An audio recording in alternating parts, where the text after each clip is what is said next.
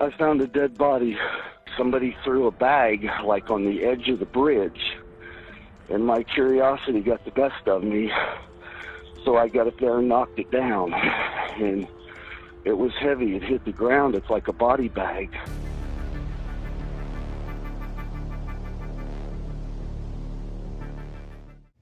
How did we get here? On December 11th, 2020, in Cincinnati, Ohio, a man will be seen throwing a bag over the Purple Bridge. The witness is a security guard working at a nearby construction site. Curious, the security guard inspected the bag and would feel that it was a dead body. He called 911, and early morning around 3:30 a.m. on December 12th, police arrived and discovered the body of 29-year-old Nitisha Lattimore. The Purple Bridge stretches over the Ohio River and connects Ohio and Kentucky. It is known as a tourism attraction as it brings good times like dining, festivals, and nightlife. Sadly, it will be a resting place in a family's grief. Nitisha was born November 8, 1991, and had just celebrated a birthday. She had so much to live for, but she wouldn't get that chance because her life and her 3-year-old son, Nilo, was viciously taken at the hands of her boyfriend, 21-year-old Deshaun Brown. No relationship is perfect, and they were not always getting along and had recently suffered a miscarriage. Since this tragedy, Deshaun's mom has made a statement reading, "I am truly sorry, and I want to offer the family of Nitisha and Nilo sincere condolences for this difficult time. This has completely broken our hearts and leaves us in shock. Deshaun was raised in a good family who was supportive, loving, and caring. We were there for him through tough times and encouraged him to get the help he needed to cope with his mental health issues.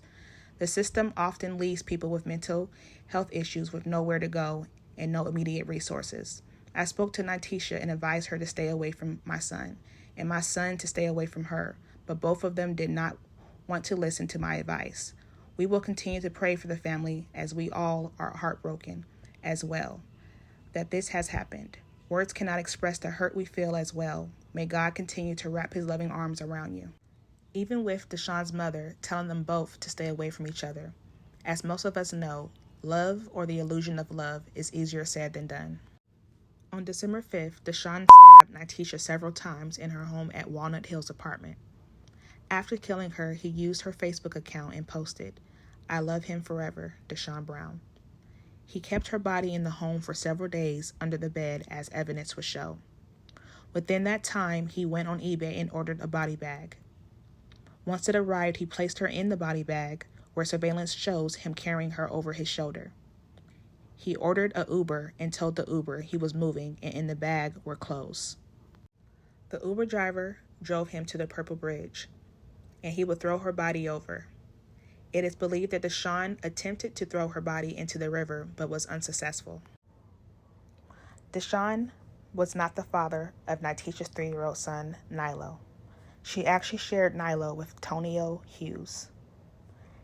After Deshaun took her life, the next day he did the same to Nilo. He took Nilo to the Ohio River, which stands 167 feet deep, and threw him in alive. Nilo's blood was found on a Paw Patrol blanket that was also found with Nitisha, even though police believe Nilo was alive when he was thrown in. On December 13th, one of Nitisha's cousins was at the site where Nitisha was found and seen a stroller not far in the river that belonged to Nilo. Even with extensive search, as of today, 2023, the body of Nilo has not been found. Our son. Building on the hope that one day his son Nilo Lattimore will be found. Nilo was placed in the Ohio River alive by Deshaun Brown, according to Hamilton County Prosecutor Joe Dieters. His body hasn't been found. I'll be at the river and just be thinking, like, wow, my son. I'm ever going to bury my son. Deshaun was arrested December 13th, the same day Nitisha was found, and he is charged with 2 counts of aggravated murder, 1 count of gross abuse of a corpse, and 1 count of tampering with evidence. Deshaun was planning the murders for 2 months, and police feel as a motive it was in retaliation of Nitisha miscarrying the baby that her and Deshaun shared. Deshaun had told one of his close friends that he would do something to Nylo since he felt Nitisha killed their baby. Nitisha's brother said even after their breakup, she let him stay with her and she was becoming more independent. And in fact, that could have made him insecure. As the true motive may never be clear, nothing that Nitisha or Nylo did to warrant their lives to be snatched by him. Nitisha didn't have an easy life and has dealt with some heartache and trauma, but she was an overcomer and was in the process of creating a better life for her and Nylo. She had just enrolled in school to become a medical assistant. And according to her Facebook, she was looking forward to Christmas Day, but that day would never come. She was small in structure, but her personality was bigger, as she was described as a firecracker. She was inquisitive, as she loved to talk and ask questions. But she was most specially known as being a proud mother to Nylo. Whenever you seen her, you would see him. Nylo was smart, shy, and quiet. He is described by his dad, Tonio Hughes, as he loved Hot Wheels and trucks, and he was a big fan of SpongeBob, and they would watch it all the time together. But now those are just memories, and hopefully that is something positive that he can look back on when he thinks about Nylo. Since Nylo's body has not been found, Deshaun has asked a judge to throw out the second count of murder. This is Nylo's dad reacting to the man that took the life of his son.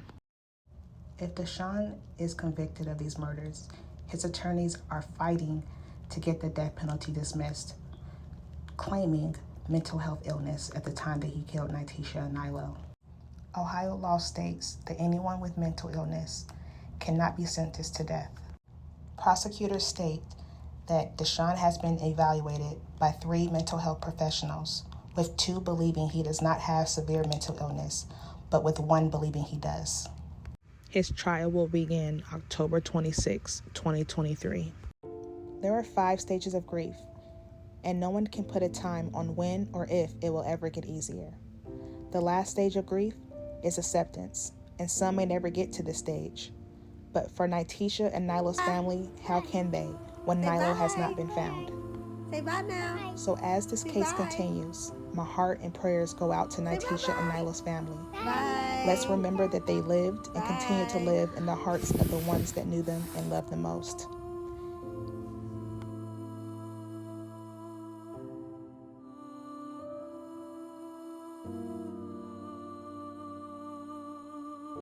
What do you think about this case? Do you believe that he was having a mental health episode? Let me know with the comments down below.